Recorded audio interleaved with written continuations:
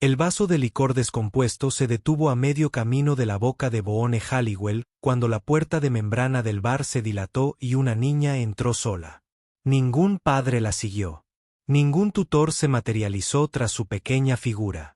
Solo una niña de unos 7 años estándar con un sencillo vestido gris con costuras tenues y brillantes, escudriñando el interior en penumbra con ojos que habían aprendido a calcular el peligro antes que a aprender las tablas de multiplicar. El camarero, un varellano de brazos robustos y escamas color óxido, se movió para interceptarlo con el gesto universal de quien está a punto de imponer una restricción de edad, pero la chica lo esquivó con soltura, sin hacer ruido con sus pies descalzos contra el suelo manchado de aceite mientras zigzagueaba entre las mesas, donde los pilotos de cargueros discutían sobre los manifiestos de carga y los mineros se jugaban su paga trimestral por riesgo. Boone había dejado su vaso con deliberada precisión.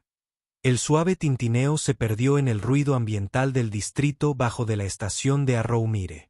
Había elegido este establecimiento en particular por su ubicación estratégica. De espaldas a la pared, con vista despejada de todas las entradas, cerca del pasillo de servicio que conducía a las plataformas de atraque.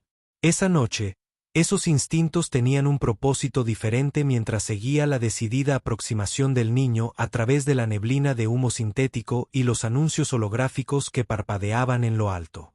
Los demás clientes aún no se habían dado cuenta, demasiado absortos en sus propios problemas cuidadosamente construidos. Una mujer rió de algo que dijo su acompañante mientras se ajustaba la interfaz neuronal detrás de la oreja. Una pareja de ancianos Drabosi compartía un tazón de algo humeante en un cómodo silencio, con sus manos entrelazadas sobre la mesa llena de cicatrices. La gramola automática del rincón emitía un ciclo melancólico que coincidía con el zumbido distante de los sistemas de soporte vital de la estación. Ella se detuvo en su banco sin invitación, con sus pequeñas manos agarrando una bolsa de tela que se abultaba con el peso de las monedas. Su piel lucía las características marcas bioluminiscentes de su especie, los patrones Solmari que pulsaban con una suave luz azul cuando las emociones se exaltan. En ese momento, esos patrones parpadeaban como una baliza de emergencia moribunda. No miró a su alrededor con nerviosismo ni dudó en su decisión. Había tomado su decisión antes de cruzar esa puerta de membrana, y los niños que vivían con monstruos aprendían a no perder el tiempo en vacilaciones. Boone la observaba con la misma intensidad que antaño había puesto en misiones de reconocimiento en mundos hostiles, donde pelotones enteros podían desaparecer en un instante. La sencilla coleta que apenas contenía su enredado cabello plateado, la mancha de suciedad en su mejilla izquierda con forma de huella dactilar. La forma en que sus omóplatos presionaban contra la fina tela de su vestido, como si le hubieran cortado las alas antes de que pudieran formarse por completo.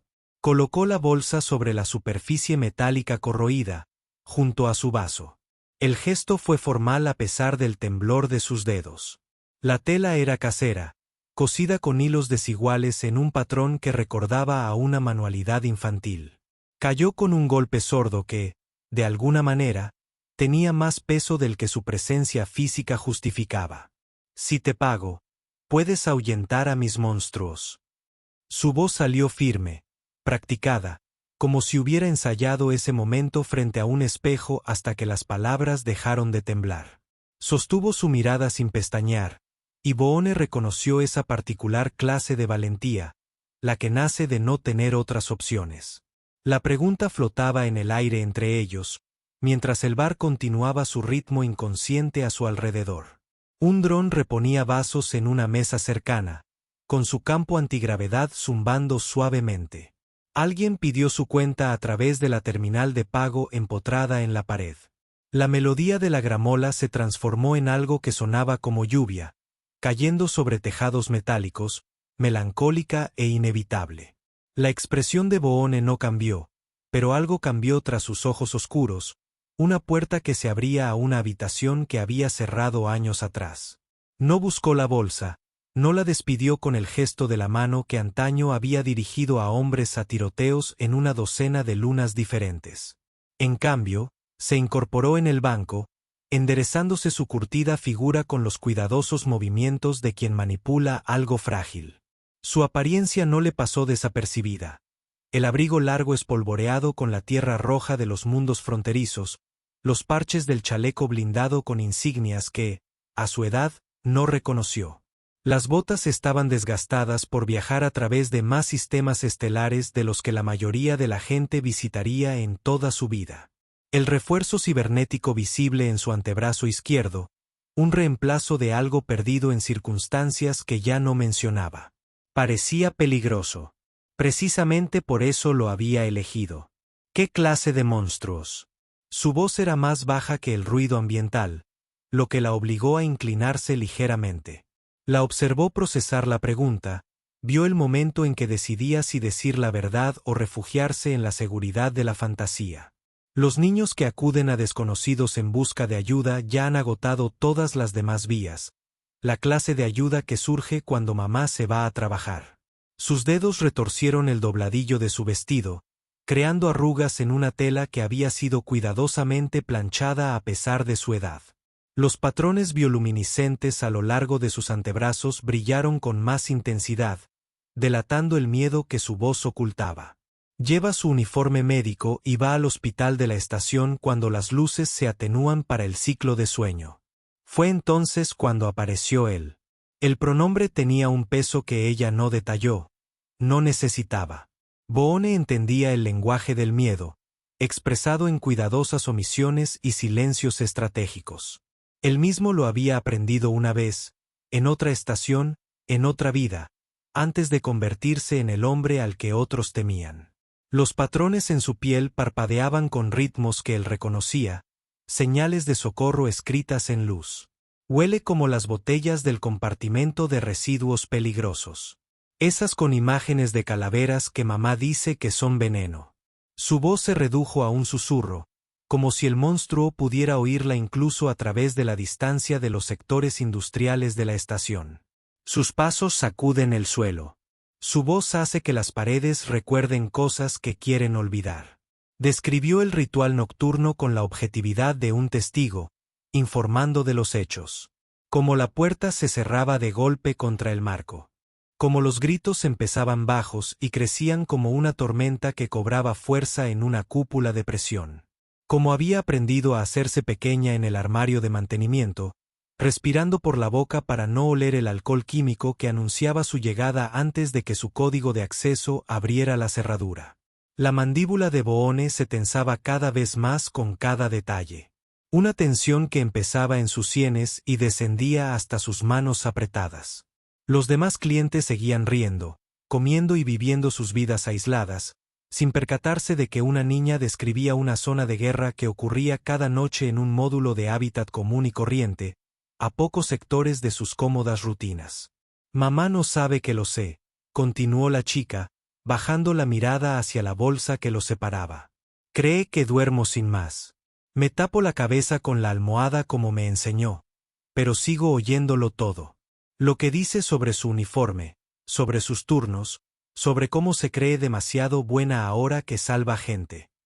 Boone permaneció inmóvil.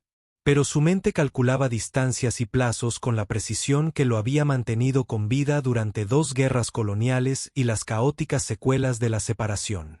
La niña que tenía delante representaba una variable que no había previsto al elegir esa noche en particular para la soledad. Su presencia perturbaba el delicado equilibrio que mantenía entre su imagen pública y las partes de sí mismo que mantenía encerradas. ¿Cuánto hay ahí dentro? Señaló la bolsa con la barbilla, sin tocarla aún, como si el contacto físico sellara algún contrato tácito. Su pregunta fue amable, a pesar de su reputación de tener voces que podían congelar a los mercenarios empedernidos a media frase.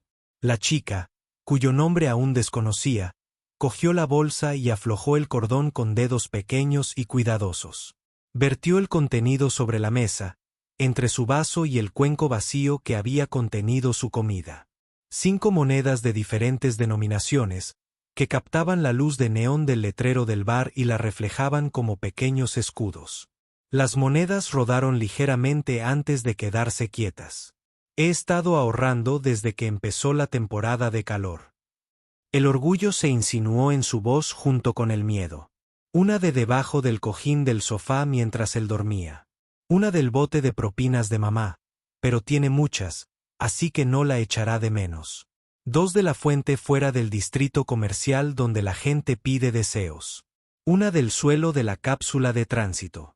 Alguien la dejó caer y nadie la recogió. Las matemáticas de su desesperación, calculadas en unos 15 créditos en total. Boone había negociado contratos por miles de dólares, donde los ejecutivos corporativos se preocupaban por los decimales y los plazos de entrega. Ninguna de esas transacciones había tenido el peso de estas 5 monedas robadas de lugares olvidados por una niña que creía que el dinero podía comprar seguridad. Eso no es suficiente, dijo en voz baja, viendo cómo su rostro se desmoronaba antes de continuar. Porque no puedes pagar algo así. Ni con monedas, ni con nada. Hizo una pausa, dejando que las palabras se asentaran como sedimentos en agua estancada. Recógelas. Ya has pagado más de lo que nadie debería. La confusión de la niña se manifestó en la leve inclinación de la cabeza, un gesto que hizo que los patrones bioluminiscentes de su mandíbula parpadearan con pulsos interrogativos. Los niños que acudían a desconocidos en busca de ayuda habían aprendido a procesar información que no se ajustaba a sus expectativas. Se había preparado para el rechazo. Se había preparado para esta forma particular de aceptación que venía envuelta en negación. Pero tengo que pagar. Insistió con la lógica de quien había aprendido que nada es gratis, sobre todo en una estación fronteriza donde todo tenía un precio. Así es como funciona. No se puede obtener cosas sin dar nada a cambio. Mamá dice que quienes roban sin pagar son ladrones. Boone terminó la frase por ella. Tu madre tiene razón, pero esto no es una transacción, pequeña. Usó un apelativo cariñoso, aunque ella no había dicho su nombre, y algo en su tono hizo que sus patrones bioluminiscentes cambiaran a colores más cálidos. Neva, dijo. Neva, Neva, Neva. Lo repitió como si lo estuviera grabando en la memoria permanente. Soy Boone, y lo que me pides que haga no es algo que se compre. Es algo que sucede porque tiene que suceder. Recogió las monedas con ambas manos, acunándolas contra su pecho como si fueran a escaparse. Sus labios se apretaron en una fina línea que envejeció su rostro más allá de sus años. Había venido aquí con un plan, y los adultos que descartaban los planes de los niños eran solo otro tipo de monstruo en su experiencia. Entonces, ¿cómo sé que realmente lo harás? La pregunta conllevaba una acusación, un desafío que exigía pruebas antes de arriesgar la esperanza. Había dejado de creer en las promesas igual que algunos niños dejan de creer en los cuentos de hadas, por las repetidas decepciones que le enseñaban a sospechar como supervivencia. Boone se inclinó hacia adelante, con los codos sobre la mesa, acercándose a su altura. El movimiento fue deliberado, calculado para transmitir seriedad sin intimidar. Había perfeccionado el arte de la comunicación física en salas donde las palabras eran armas y el silencio era estrategia. Salas de información antes de las operaciones, cámaras de interrogatorio después y los tranquilos espacios intermedios donde los hombres lidiaban con lo que habían visto y hecho. No lo hagas, dijo simplemente. Sal de aquí, vete a casa y espera. Quizá nada cambie. Quizá todo cambie. Pero no esperes porque yo lo prometí. Esperas porque ya has decidido que eso es lo que vas a hacer de todos modos. La verdad se instaló entre ellos como las monedas, un peso que no podía negarse ni descartarse. Neva estudió su rostro con la intensidad de quien lee un mapa de supervivencia, buscando los marcadores que distinguían el territorio seguro del peligroso. Sus patrones bioluminiscentes se habían estabilizado en algo cercano a la calma, las señales de socorro parpadeantes reemplazadas por pulsos constantes de azul. ¿Eres como él? Su voz apenas se oía por la mesa, de esas que hieren a quienes no pueden devolver el dolor. Era la pregunta que se escondía tras todas las demás, el verdadero monstruo que intentaba identificar. Boone sintió que algo se agrietaba en su pecho, una fisura en la armadura que había soldado años atrás cuando se alejó de todo lo que había sido e intentó convertirse en alguien con quien pudiera vivir. Sí, respondió, porque mentirles a los niños era una forma de violencia, pero no de la misma manera ni por las mismas razones. Ella asintió lentamente, aceptando la complejidad de una respuesta que reconocía la oscuridad sin ahogarse en ella. Entendía que los monstruos eran de diferentes especies, que algunos cazaban y otros protegían, que los dientes eran menos importantes que la elección de qué morder. 7 años en una estación en los confines del espacio civilizado, y ya sabía más sobre la naturaleza de los hombres peligrosos de lo que la mayoría de los adultos aprenderían en toda su vida. De acuerdo. Se apartó de la mesa con la misma cautela con la que se había acercado, 3 pasos que mantuvieron el contacto visual antes de girarse. Su vestido gris reflejó la luz de neón mientras se dirigía a la salida, una mancha de color contra la mugre apagada del bar que parecía demasiado brillante, demasiado insistente, demasiado viva, demasiado. Los patrones bioluminiscentes en su piel visible latían a un ritmo que Boone reconoció de sus años trabajando junto a los soldados Solmari, un patrón que significaba esperanza sostenida con cuidado, como algo frágil que podría romperse si se agarraba con demasiada fuerza. La puerta de membrana se dilató detrás de Neva con un susurro de material sintético, y Boone permaneció congelado en su posición. Su vaso de licor descompuesto permanecía intacto, la condensación formando anillos sobre la mesa de metal. Su comida se había enfriado hacía tiempo, pero la comida se había vuelto irrelevante en el momento en que unas pequeñas manos habían depositado esperanza sobre su mesa disfrazada de monedas. El camarero varellano se acercó vacilante, interpretando la peligrosa quietud en la postura de su cliente habitual. Había servido a Boone suficientes veces como para saber que el veterano humano tenía ciertas señales, la particular postura de sus hombros cuando quería que lo dejaran solo, la forma específica en que sostenía su vaso cuando estaba trabajando en algo que requería silencio en lugar de conversación. Otra ronda, señor Halliwell, o quizás algo de comer. La oferta quedó sin respuesta, mientras Boone miraba fijamente el lugar donde una niña había estado de pie y le había pedido que luchara contra monstruos que no podía nombrar excepto a través de sus efectos. Las escamas del camarero cambiaron de color ligeramente, una respuesta de estrés varellana, pero se mantuvo en su posición, esperando la despedida que presentía venir. No. La única palabra tenía una firmeza que hizo que el camarero se retirara a un territorio más seguro detrás de su barra. Boone cogió su vaso y lo dejó sin beber, un gesto vacío de propósito, un hombre que no estaba en medio de la noche. Era un hombre que estaba en medio de la noche. Era un hombre que estaba en medio de la noche, y estaba en medio de la noche. Estaba en medio de la noche. Era más joven que Neva cuando aprendió que algunas puertas no se abren desde dentro. Su madre también trabajaba en el turno de noche, con uniforme diferente, puesto diferente, la misma desesperación, dejándolo con un hombre cuyos puños enseñaban lecciones de poder e impotencia. El apartamento era más pequeño, el puesto más antiguo, pero las matemáticas del miedo eran universales en todos los mundos por los que la humanidad se había dispersado. La gramola repasaba su lista de reproducción hasta algo casi alegre, el repentino cambio de tono más discordante que el silencio. Las conversaciones en otras mesas llenaban el espacio de ruido sin sentido, disputas por la carga, enredos románticos, chismes sobre personas cuyos problemas solo existían en el estrecho margen de maniobra del privilegio, el tipo de preocupaciones propias de quienes nunca se habían escondido en armarios contando los segundos hasta que pasara el peligro. El comunicador de Boone vibraba contra su pecho, la vibración lo devolvía al presente, donde sus contratos de consultoría necesitaban gestionarse y su reputación necesitaba mantenerse. Lo ignoró. Que el trabajo espere. Que todo espere mientras él se sentaba con el fantasma de un niño que lo había mirado y había visto posibilidades en lugar de miedo. El dueño de la estación, un hombre nervioso llamado Clemens, que dirigía el bar como fachada para el intercambio de información, apareció a una distancia respetuosa, con la frente arrugada por la preocupación al ver el corazón de Boone, lleno de bebidas intactas y comida sin comer. Boone había sido una valiosa fuente de ingresos a lo largo de los años, tanto para su consumo personal como para los contactos que ocasionalmente necesitaba. Señor Halliwell, ¿hay algún problema con el servicio? ¿Hubo algún problema con...? Señaló vagamente la mesa, la interrupción que sus monitores de seguridad sin duda habían registrado, aunque Clemens fue lo suficientemente astuto como para no mencionarlo directamente.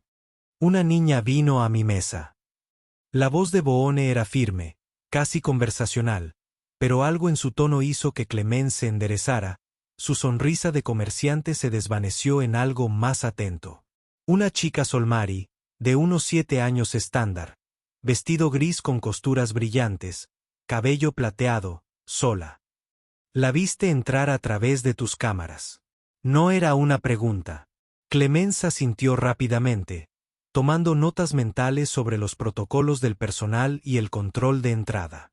Los niños no solían entrar solos a su establecimiento, pero ahora uno lo hacía, y eso la hacía significativa de maneras que no requerían más explicaciones. Será bienvenida aquí. Las palabras de Boone tenían el peso de una instrucción que no dejaba lugar a interpretaciones. Si regresa, obtendrá lo que necesite. Cárgalo a mi cuenta. Y Clemens hizo una pausa hasta que el propietario lo miró a los ojos. No le contarás esta conversación a nadie. Nunca. La amenaza era implícita pero absoluta. Clemens había sobrevivido décadas dirigiendo un centro de información en una estación fronteriza sabiendo qué secretos guardar y cuáles vender. La mirada en los ojos de Boone Halliwell le indicó que este secreto en particular costaría más de lo que cualquier comprador podría permitirse. Boone se puso de pie, dejando créditos sobre la mesa que cubrían su comida intacta y aseguraban que no le harían preguntas. Sus movimientos eran mecánicos mientras se ponía el abrigo, cada sello apretándose con la misma precisión que aplicaba a cada acción. El control era la ilusión que vendía, pero esta noche se sentía más tenue de lo habitual. Afuera, el aire reciclado de la estación traía el olor a lubricante y cocina distante, el tipo de atmósfera industrial que se filtraba incluso a través de filtros caros y se instalaba en los pulmones. Su transporte esperaba en la bahía de Atraque, una nave exploradora modificada que había ganado en una partida de cartas hacía 3 años y que lentamente había restaurado a estado operativo. Pero Boone rechazó la llamada automática. Necesitaba caminar, necesitaba el movimiento físico para procesar lo que quedarse quieto no podía resolver. Los pasillos se extendían ante él en curvas, diseñados para crear ilusión de espacio en una estación donde cada metro cuadrado estaba calculado para maximizar la densidad de población. Sus botas resonaban contra el suelo metálico al pasar junto a tiendas cerradas y ventanas oscuras donde las familias vivían su vida cotidiana. En algún lugar de este laberinto de módulos de hábitat, Neva Solm volvía a casa a esperar a los monstruos. Confiaba en una desconocida porque se había quedado sin alternativas. Había forjado su reputación posmilitar siendo el hombre al que llamaban cuando fallaban los canales oficiales. El nombre susurrado como advertencia y recomendación, la presencia que resolvía disputas y terminaba conflictos con mínimos daños colaterales. El poder era su moneda. Respeto adquirido mediante el cuidadoso cultivo de la competencia, respaldado por la disposición a usar la fuerza cuando fuera necesario. Pero un niño había pasado por alto todo eso y solo había visto a un hombre capaz de proteger. La ironía no se le escapó. Que la violencia al servicio del miedo podía redirigirse hacia la seguridad, que las mismas manos que habían acabado con vidas también podían protegerlas. Las habilidades que había adquirido durante 2 décadas de servicio militar y otra década como contratista privado podían reutilizarse para otros fines. Su comunicador volvió a vibrar, persistente. Lo sacó de su abrigo y vio los mensajes amontonándose. Clientes esperando respuestas sobre evaluaciones de seguridad e investigación de antecedentes de personal. Una compañía naviera que requería mediación en una disputa de protección. Un administrador de estación que necesitaba garantías sobre la investigación de una carga perdida que todos sabían que era en realidad mercancía de contrabando. La maquinaria de su reputación exigía atención constante, pero se encontró incapaz de preocuparse por nada. En cambio, se quedó de pie en una plataforma de observación con vistas al casco exterior de la estación, donde las estrellas se extendían infinitamente contra la oscuridad. Con un telón de fondo espacial indiferente, al universo no le importaban territorios, tratos ni la cuidadosa arquitectura del poder. Frío e implacable. Boone pensó en el armario donde se escondía Neva, con la almohada apretada contra sus pequeñas orejas, respirando por la boca para evitar el olor del peligro inminente.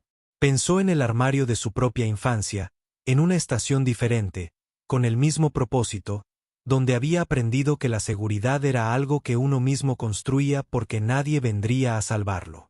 Tal vez eso era lo que ella había reconocido en él, no al monstruo, sino al superviviente, la parte que recordaba lo que significaba contar tejas del techo mientras esperaba la tormenta. Para pasar, la parte que se había prometido décadas atrás en otro armario que algún día sería lo suficientemente fuerte como para que nadie pudiera volver a asustarlo. Había cumplido esa promesa.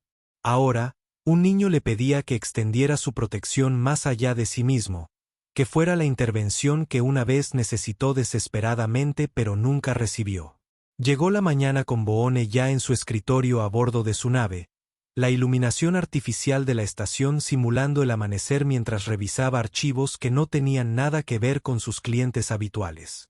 Había pasado la noche accediendo a registros a través de canales oficiales y no oficiales, bases de datos públicas, listas de empleo, registros residenciales en sectores donde la esperanza luchaba contra las circunstancias. Yanara Solm trabajaba en el centro médico de la estación Arrowmire, en turnos rotativos en la unidad de traumatología de emergencia. Su historial laboral mostraba asistencia perfecta a pesar de criar sola a una hija en una estación fronteriza donde las opciones de cuidado infantil eran limitadas y caras. El archivo que recopilaron sus contactos incluía detalles que pintaban un retrato de agotamiento sostenido por la necesidad y un amor que se negaba a romperse. El hombre que vivía en su módulo de hábitat no figuraba en el contrato de arrendamiento. Jefferin Burke, humano, desempleado durante 14 años estándar. Meses, 3 citaciones por intoxicación pública, desestimadas debido a la saturación de los expedientes judiciales. Una llamada por disturbios domésticos por la que Yanara se había negado a presentar cargos. El patrón era familiar, predecible, el tipo de destrucción lenta que ocurría a puerta cerrada mientras los vecinos subían el volumen de sus sistemas de entretenimiento. Los antiguos contactos militares de Boone aún mantenían acceso a las redes de vigilancia de toda la comisaría. Y en cuestión de horas, había establecido protocolos de observación en la residencia Solm. El bloque de viviendas contenía 22 unidades, todas las salidas cubiertas, con rotación programada cada 6 horas. La eficiencia se sentía bien, decidida, el tipo de acción dirigida que le impedía pensar demasiado en por qué este caso en particular lo había irritado. Solo ojos, le había indicado a su contacto principal. Un exoficial de inteligencia llamado Witt, que ahora dirigía una consultora de seguridad privada. Ninguna interferencia a menos que el niño esté en peligro físico inmediato.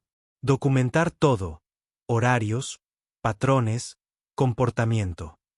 Necesito comprender el panorama completo antes de decidir la respuesta adecuada. Witt no había hecho preguntas. Habían trabajado juntos el tiempo suficiente como para reconocer que, cuando Boone actuaba con intereses personales en lugar de profesionales, los datos llegarían, y con ellos, la información necesaria para formular un plan que funcionara. Al anochecer, los datos llegarían, y con ellos, la información necesaria para formular un plan que funcionara. Boone había transformado a Neva de la abstracción a la realidad concreta. Asistía al centro de educación primaria del Distrito 14. Las notas de los maestros mencionaban cansancio frecuente y moretones ocasionales que se explicaban como accidentes en el patio de recreo. El consejero escolar había señalado las preocupaciones, pero carecía de pruebas para una intervención oficial. El fallo del sistema estaba documentado con un lenguaje burocrático cuidadoso que eximía a todos de responsabilidad mientras un niño aprendía a esconderse en los armarios. Boone entendía los sistemas. Había trabajado dentro de ellos, alrededor de ellos, y en ocasiones los había desmantelado por completo cuando se interponían entre él y los objetivos de la misión. La justicia era un concepto con múltiples interpretaciones, y su versión rara vez se ajustaba a lo que aparecía en los estatutos oficiales. Su comunicador mostraba mensajes de clientes que esperaban respuestas sobre contratos en curso.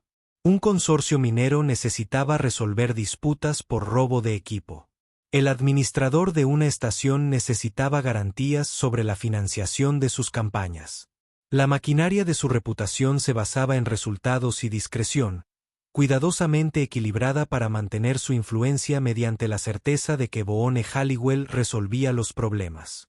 Pero no respondió. Todavía no. Todavía no. En cambio, abrió la señal de vigilancia en su pantalla, observando las imágenes granuladas de un corredor de un bloque de hábitat. La gente salía a trabajar, regresaba con suministros, vivía sus vidas cotidianas de forma normal. No pasaba nada, que era precisamente el punto: establecer un comportamiento de referencia antes de que se pudieran alterar los patrones. A las 7:45, hora de la estación, Neva emergió de la mano de su madre. El vestido gris había sido reemplazado por ropa escolar que le quedaba un poco mejor. Yanara la acompañó hasta la estación de la cápsula de tránsito, la besó en la frente y esperó a que el transporte partiera antes de regresar a su edificio.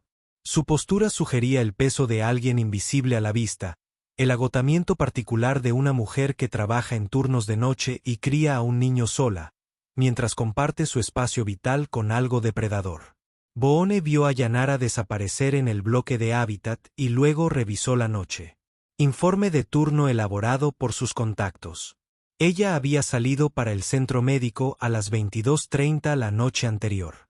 Burke había llegado a la residencia a las 23:15, visiblemente ebrio según las lecturas biométricas del sensor de la puerta. Se detectaron voces elevadas a las 23:40 y continuaron de forma intermitente hasta la 1:30. Cuando los indicadores biológicos sugirieron que Burke había perdido el conocimiento sobre el mobiliario de la sala común. La documentación clínica de la violencia resultaba obscena en su esterilidad. Tras esas marcas de tiempo había una niña apretada contra un rincón del armario, contando los minutos hasta que el silencio significara una seguridad temporal. Detrás de ellas, una mujer elegía entre quedarse para proteger a su hija o trabajar para mantenerlas a ambas alojadas y alimentadas, un cálculo imposible sin una respuesta correcta. Boone cerró la pantalla con fuerza controlada. Había visto cosas peores en sus años de operaciones, había participado en cosas peores si la honestidad exigía reconocimiento. Pero algo en las 5 monedas de Neva y su pregunta formal había despojado a la cómoda distancia que mantenía entre él y las consecuencias de la violencia ajena. Sus recuerdos de infancia afloraron sin permiso. Fragmentos había enterrado bajo años de fuerza cuidadosamente construida. El uniforme de camarera de su madre había sido diferente a un uniforme médico. Profesión diferente, pero mismo agotamiento.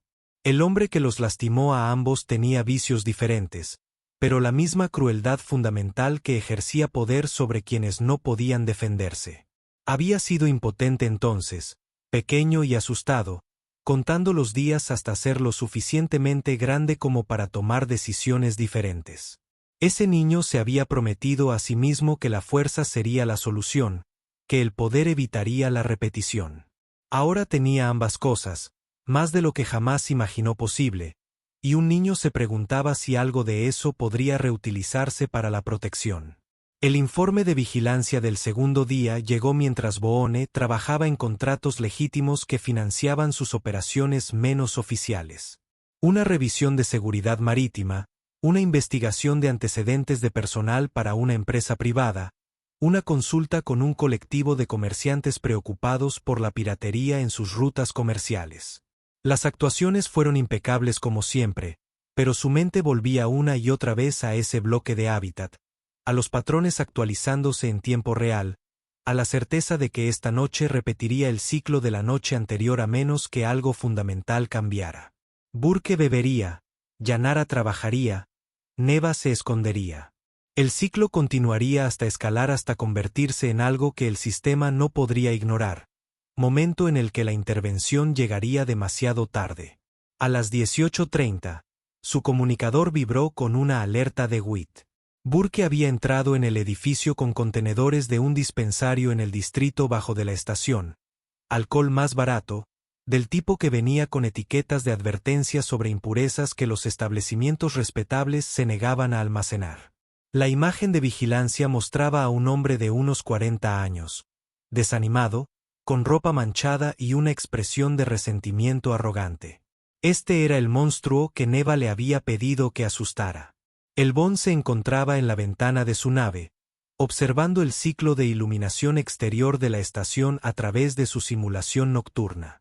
La belleza de las estrellas más allá parecía una burla, el universo desplegando su majestuosidad indiferente, mientras el sufrimiento humano se desarrollaba en pasillos y compartimentos. Su reflejo en la ventana mostraba a un hombre al que otros temían, pero esta noche solo veía al niño que había sido, indefenso y esperando que alguien lo notara. Su comunicador vibró con la evaluación de seguimiento de WIT.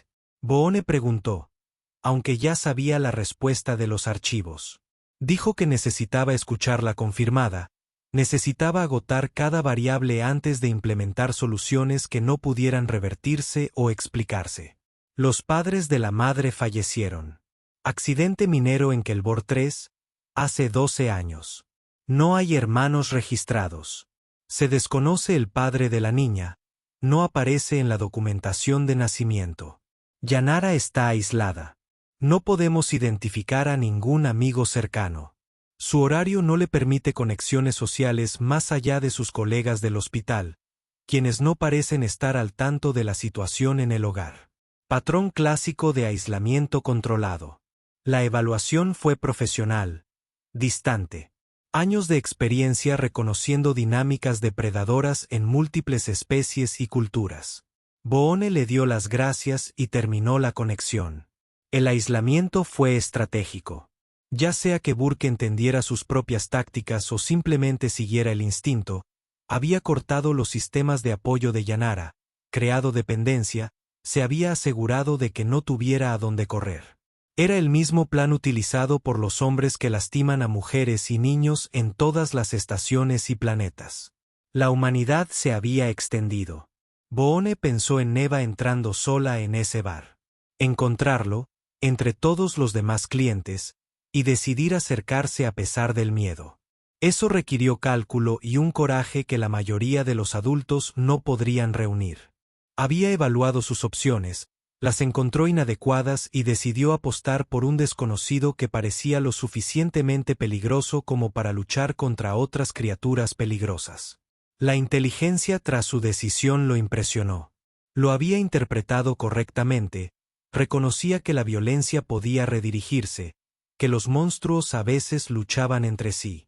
Había ofrecido un pago para formalizar la transacción, comprendiendo instintivamente que la gente respetaba los acuerdos comerciales más que la caridad.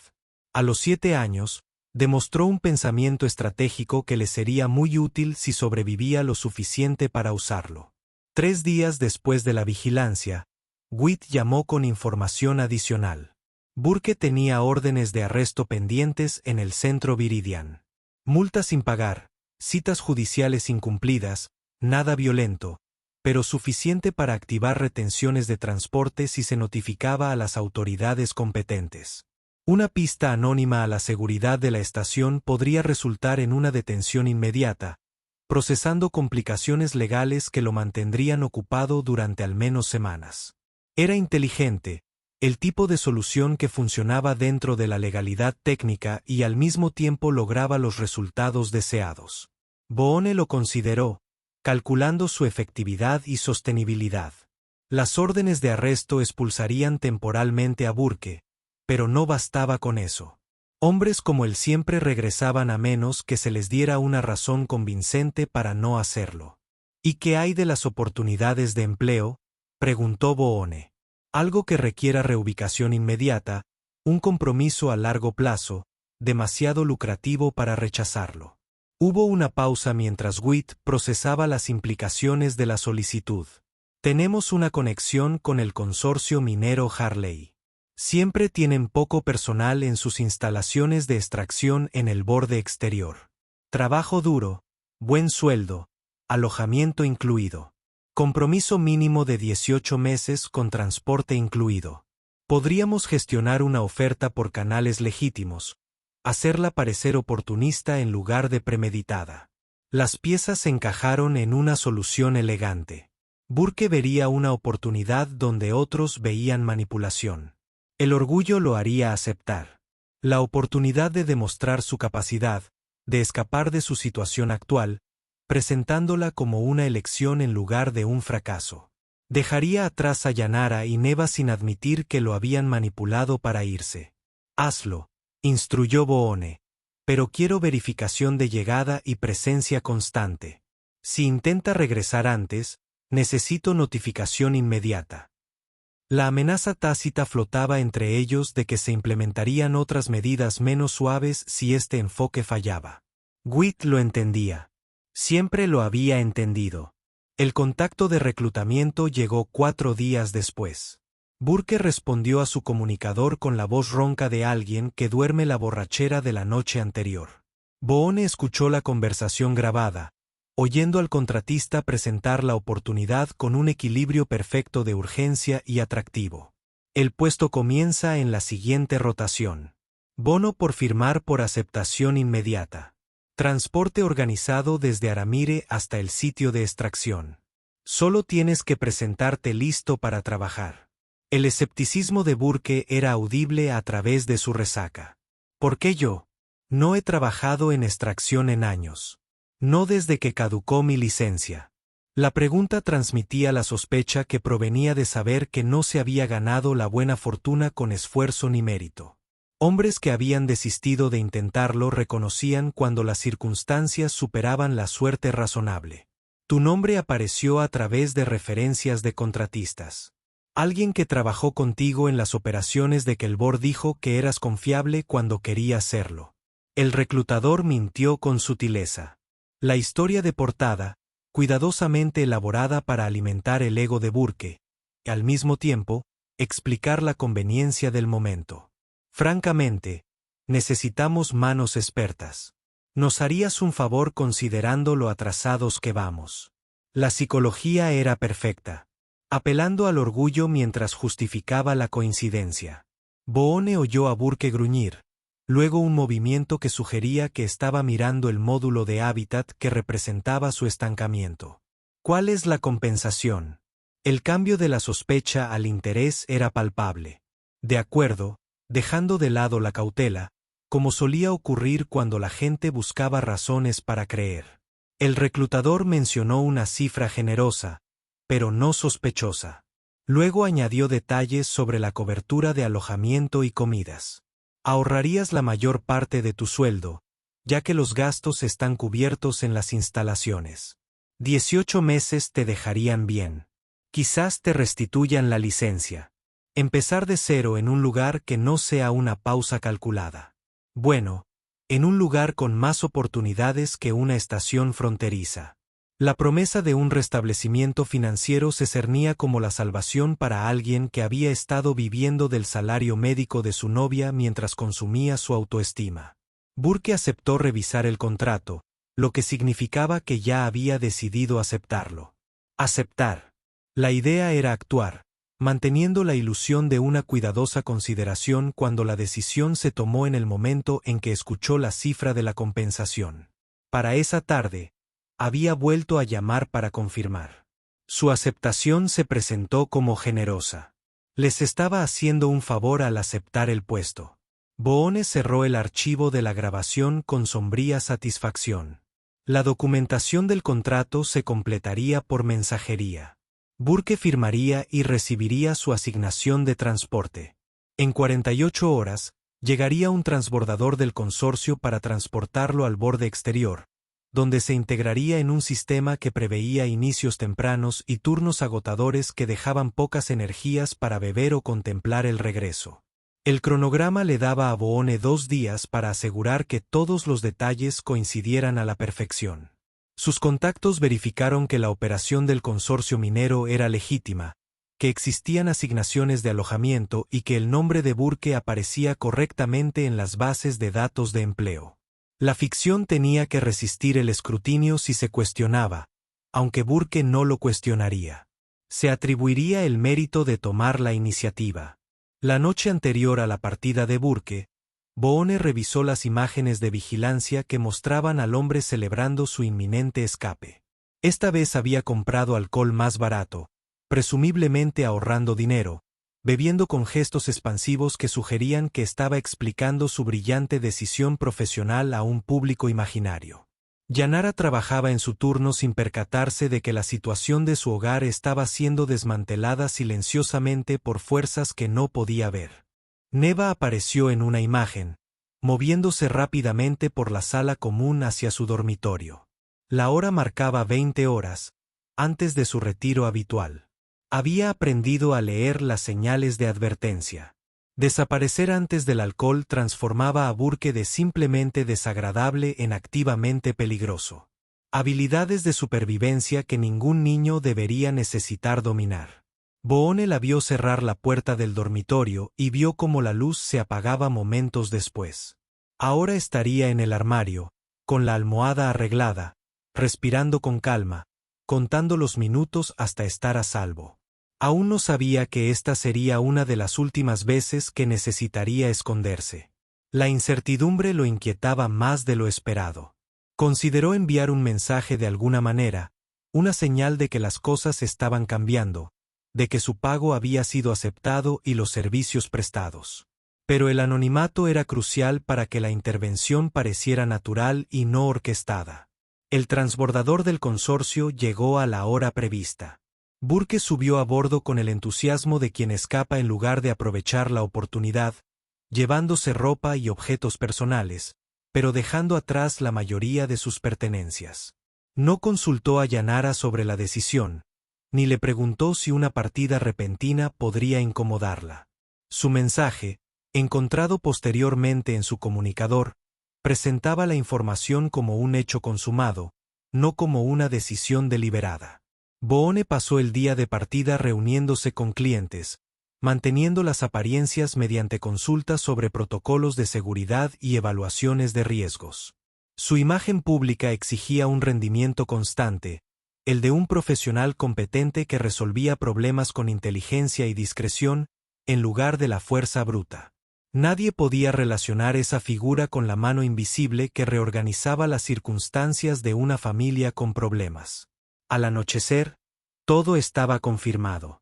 Burke estaba a bordo del transbordador rumbo al borde exterior, alegre y despreocupado. El supervisor de la mina había sido informado de que esperaba a un trabajador que requeriría una estrecha vigilancia y horarios agotadores.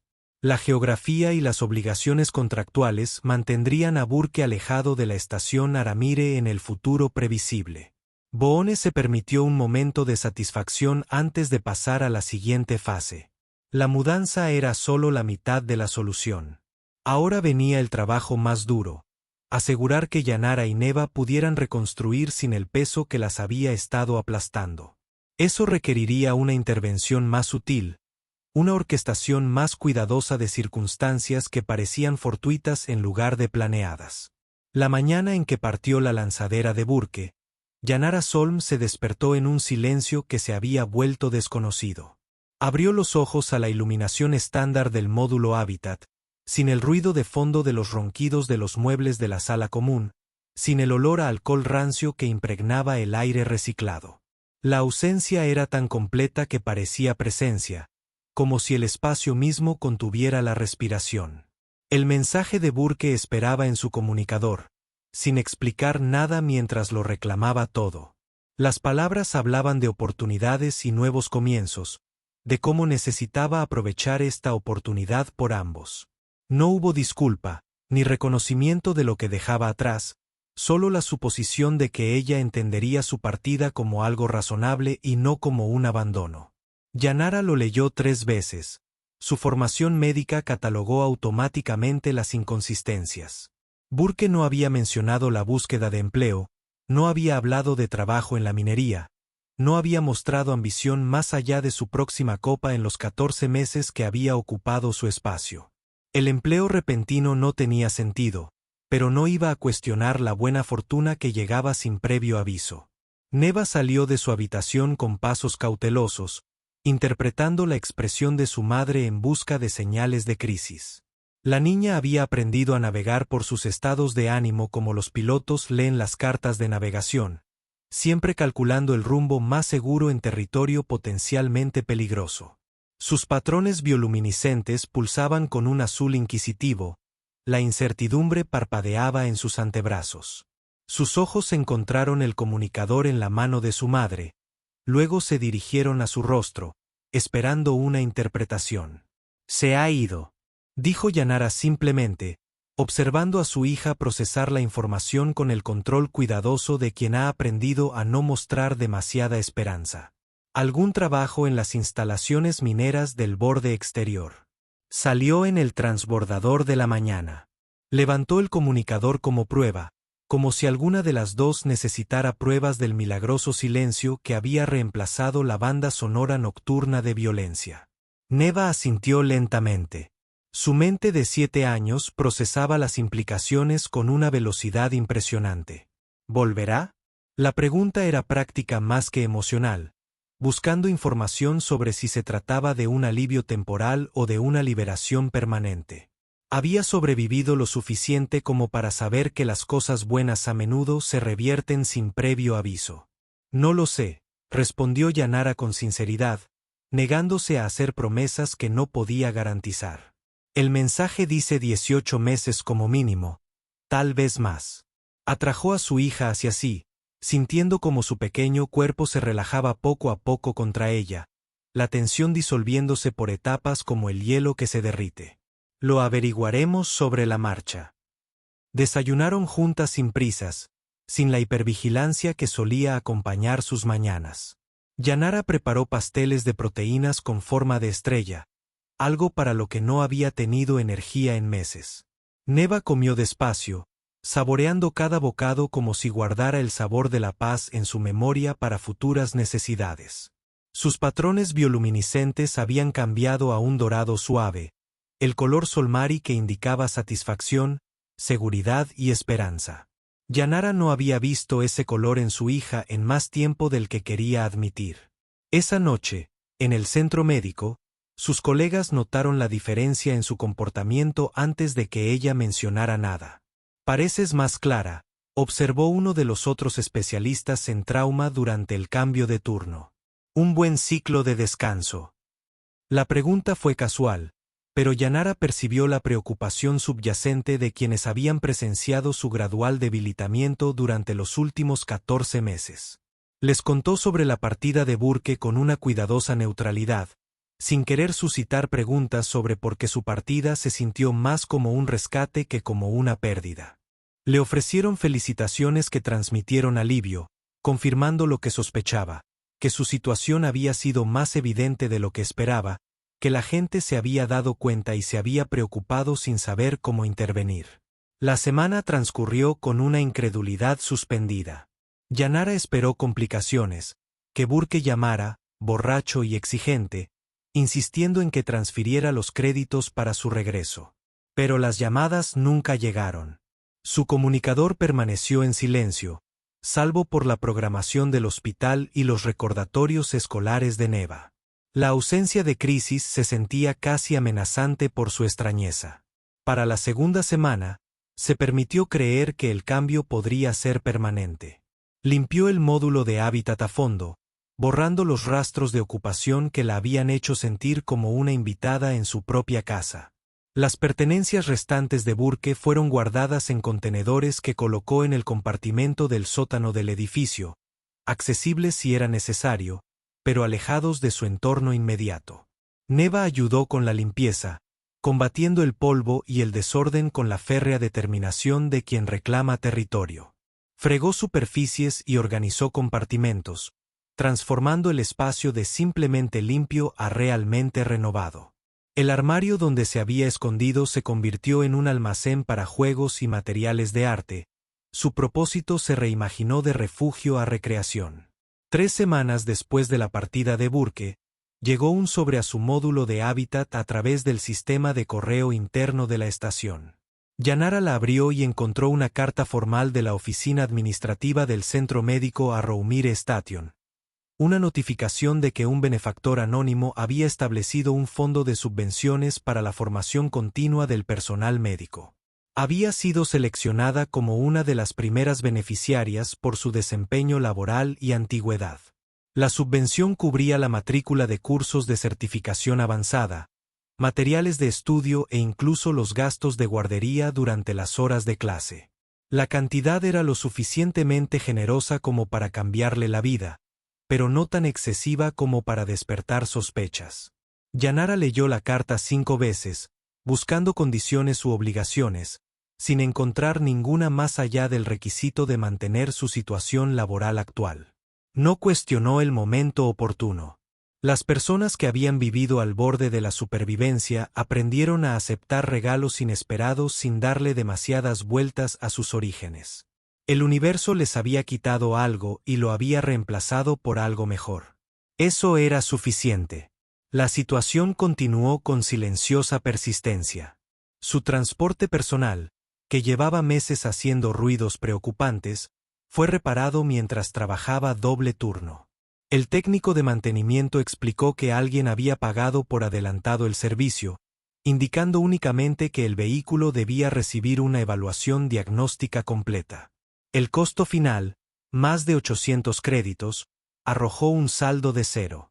La escuela Neva notificó un nuevo programa de becas que financiaba actividades extracurriculares para estudiantes que cumplían los requisitos.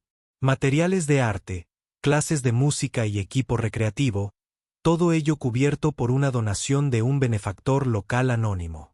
El concejal mencionó durante la recogida que Neva había sido seleccionada por su resiliencia académica y porque la escuela sabía que su situación familiar había mejorado recientemente. Yanara reconoció la arquitectura de la intervención.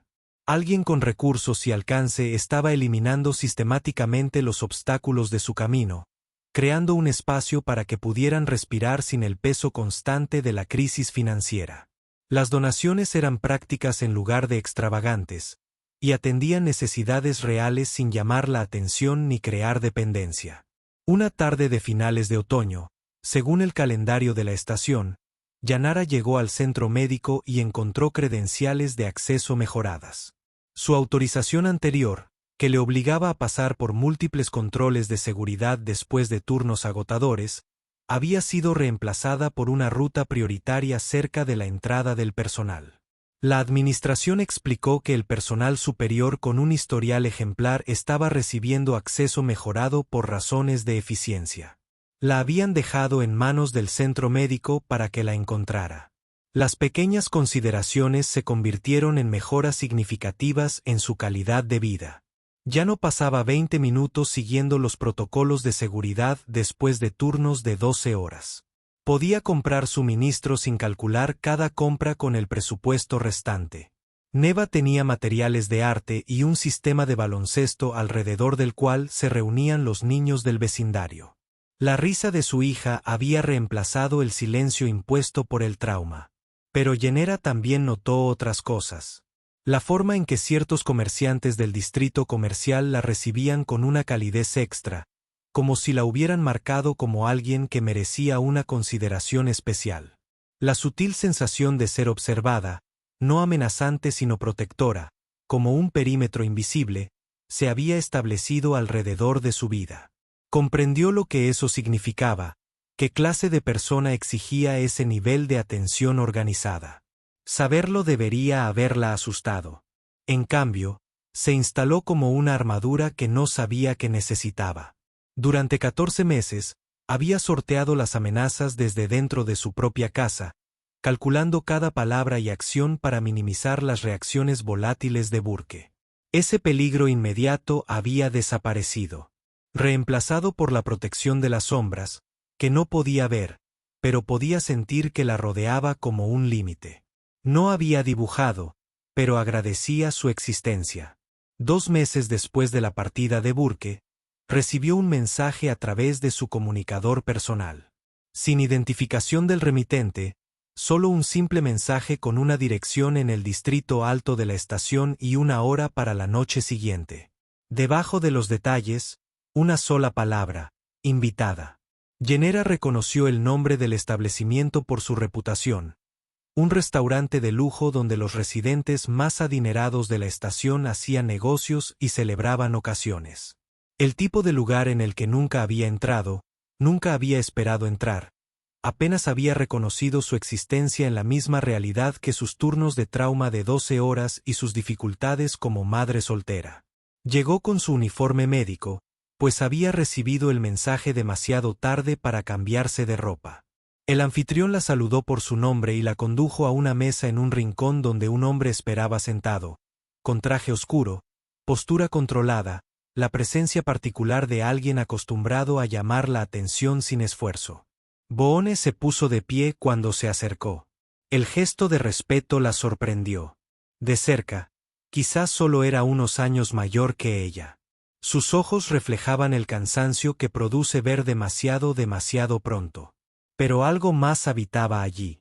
Una calidez cuidadosamente controlada que sugería capacidad para algo más que la frialdad que su reputación probablemente requería. Gracias por venir, dijo simplemente, señalando la silla frente a él. Un segundo plato esperaba. El vino ya estaba servido. Pero el ambiente parecía más de negociación que de romance. Era una reunión entre 2 personas que entendían el cálculo de la supervivencia, que se reconocían mutuamente como veteranos de guerras diferentes.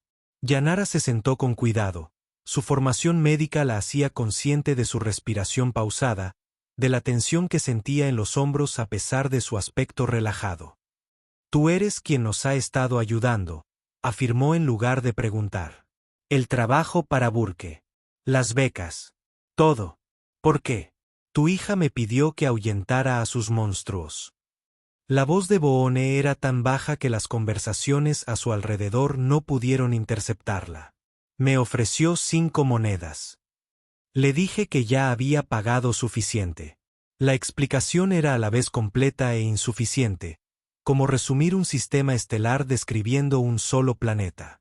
Yanara absorbió la información, conectando mentalmente la inexplicable satisfacción de Neva en las semanas previas a la partida de Burke con el desmantelamiento sistemático de su vida anterior. Acudió a ti sola. La madre que llevaba dentro se estremeció ante el peligro que su hija había buscado, aunque la superviviente que llevaba dentro reconocía la lógica desesperada que lo motivaba.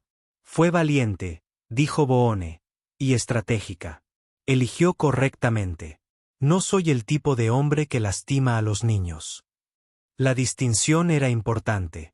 El reconocimiento de que era peligroso pero bien dirigido, capaz de violencia, pero no indiscriminada. Quería que ella comprendiera la naturaleza de lo que la protegía.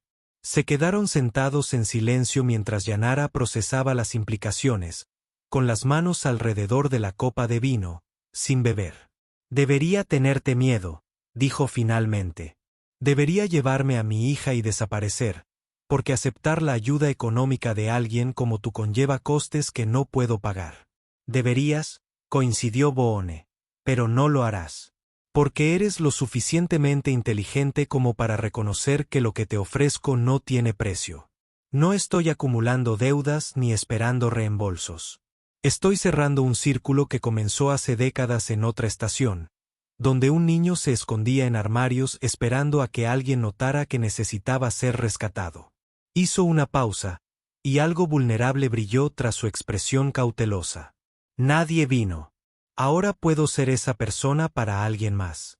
La honestidad era cautivadora. La vulnerabilidad bajo su apariencia controlada era visible solo porque la permitía. Yanara vio al niño que había sido en el hombre en el que se había convertido, reconoció la herida que nunca había sanado del todo, a pesar del poder que había acumulado a su alrededor como tejido cicatricial. «¿Qué pasa ahora?», preguntó. «Burke se ha ido». Estamos estables. Has hecho lo que mi hija te pidió. ¿Acaba esto aquí?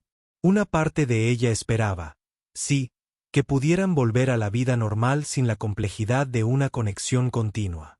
Pero una parte mayor ya sabía la respuesta antes de que él hablara. Eso depende de lo que quieras, dijo Boone con cuidado. Puedo dar un paso atrás, mantener la distancia, asegurarme de que los sistemas de apoyo se mantengan sin requerir tu atención ni tu intervención. La miró directamente a los ojos. O podemos reconocer que existe algo más allá del pago de la deuda. Que dos personas que comprenden la supervivencia podrían beneficiarse de conocerse mutuamente. Yanara sintió el peso de la elección que él le ofrecía. Seguridad con anonimato versus conexión con complejidad. Pensó en Neva, en la vida que estaban construyendo, en si habría lugar en ella para alguien cuya protección estuviera envuelta en sombras e historia no contada. La respuesta la sorprendió por su simplicidad. Creo, dijo lentamente, que me gustaría conocer a la persona que nos salvó. No porque esté en deuda contigo, sino porque Neva te eligió a ti entre todas las personas a las que podría haber preguntado. Los niños ven cosas, los adultos pasan por alto.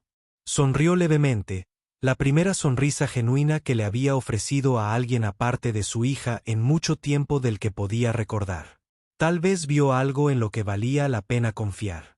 Las palabras le hicieron sentir como si se lanzara por un precipicio, pero había sobrevivido a caídas peores. La expresión de Boone cambió gradualmente, el cuidadoso control se relajó en algo cercano al placer.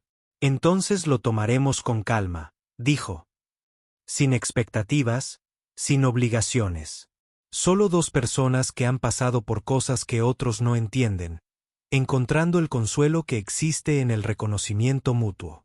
Hablaron durante la cena sobre cosas superficiales, la estación, la política, las recientes mejoras en el equipo del centro médico, la mejora en el rendimiento escolar de Neva. Pero bajo la conversación trivial fluía una corriente más profunda de comprensión, el reconocimiento de que estaban sentando las bases de algo que ninguno podía definir con exactitud, pero que ambos estaban dispuestos a explorar con detenimiento. Las semanas se convirtieron en meses. Boone aparecía a intervalos irregulares, a veces en la entrada del personal del centro médico al final del turno, ofreciendo transporte a casa. A veces, en los eventos escolares de Neva, una presencia discreta en la última fila, que se marchaba antes de que nadie pudiera cuestionar su asistencia. A veces, en comunicaciones nocturnas, cuando Yanara no podía dormir, su voz era un ancla firme contra sus persistentes ansiedades. La relación se desarrolló en gestos, más que en declaraciones. Las flores seguían llegando, pero ahora con tarjetas firmadas simplemente con su inicial. Conferencias profesionales aparecieron en su agenda, con la inscripción misteriosamente pagada. Oportunidades de desarrollo que nunca habría aprovechado sin la libertad financiera para tomarse tiempo libre de los turnos extra. El fondo educativo de Neva creció gracias a contribuciones que llegaron sin fanfarrias ni expectativas. A cambio, Yanara ofrecía lo que podía: su presencia, su conversación, su disposición. Lo veía como algo más que la suma de su reputación. No le preguntó sobre sus negocios ni sobre los detalles de cómo había orquestado su rescate. Simplemente aceptó que existía en una complejidad moral, que el bien y el mal no eran opciones binarias, sino espectros que la mayoría de la gente navegaba con distintos grados de éxito. Para la primavera siguiente, habían desarrollado un ritmo que parecía sostenible. Cenas regulares, donde hablaban de todo excepto de las estructuras de poder que definían su vida profesional. Paseos por las plataformas de observación de la estación, donde Neva recogía rocas interesantes de los jardines ornamentales, y Boone le enseñaba a identificar diferentes composiciones minerales. Tardes tranquilas, donde revisaba informes, mientras Yanara supervisaba sus tareas, un silencio cómodo en lugar de pesado. Una mañana de principios de primavera, según el calendario de la estación, Boone se encontraba en la plataforma de observación con vistas a las bahías de atraque, observando a Yanara salir del centro médico después de su turno de noche. El amanecer artificial de la estación teñía las ventanas de tonos dorados. El tipo de simulación matutina que prometía renovación. Neva corrió hacia su madre desde el transporte, donde su contacto de seguridad la había recogido. Desde la residencia de un amigo. Su reencuentro fue un retrato de amor sin complicaciones. Los patrones bioluminiscentes de la niña Solmari, brillando con un cálido brillo dorado mientras rodeaba la cintura de su madre con sus brazos. Él sonrió, observándolos. La expresión le resultaba desconocida, músculos moviéndose de maneras que habían olvidado, pero genuina en su espontaneidad. Había pasado años construyendo influencias sobre la competencia y la disposición a usar la fuerza cuando era necesario, creando seguridad mediante la reputación y la intervención estratégica. Pero 5 monedas de un niño desesperado le habían demostrado que la protección podía tomar diferentes formas, que el poder podía desplegarse hacia la preservación en lugar de la destrucción, que las habilidades que había adquirido durante décadas de conflicto podían reutilizarse para otros fines. Yanara levantó la vista y lo vio allí de pie, levantando la mano en un gesto que reconocía su presencia sin requerir su acercamiento. El gesto decía todo lo necesario, que sabía que él los cuidaba, que su protección era aceptada y apreciada, que lo que existía entre ellos se estaba desarrollando a su propio ritmo sin presión ni expectativas. Boone le devolvió el saludo antes de girarse para irse, con pasos más ligeros que en años. Un niño le había pedido que ahuyentar monstruos. Al cumplir esa petición, descubrió que el monstruo más persistente era el que vivía en su interior. La creencia de que la redención era imposible, de que su pasado había cerrado su futuro, de que hombres como él no podían participar de la gracia ordinaria de la conexión y el cuidado. Neva le había pagado 5 monedas, y sin saberlo, había comprado su liberación de esa prisión. Ahora, al observar sus patrones bioluminiscentes brillar de satisfacción mientras reía en los brazos de su madre bajo el amanecer simulado de la estación, comprendió que ella no necesitaba pagar más. Ninguno de ellos lo necesitaba. Todos habían sido liberados mediante una transacción que en realidad nunca se había tratado de dinero. Y en algún lugar de la vasta oscuridad entre las estrellas, en una instalación minera en el límite del espacio explorado, un hombre llamado Burke trabajaba turnos agotadores y se preguntaba por qué la buena fortuna finalmente lo había encontrado. Sin sospechar jamás que su golpe de suerte había sido obra de un niño con 5 monedas, un hombre llamado Burke.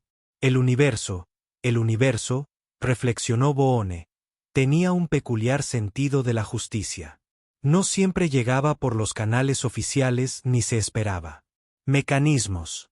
A veces, se trataba de la apuesta desesperada de una niña de 7 años que, al ver a un hombre peligroso, veía algo en lo que valía la pena confiar.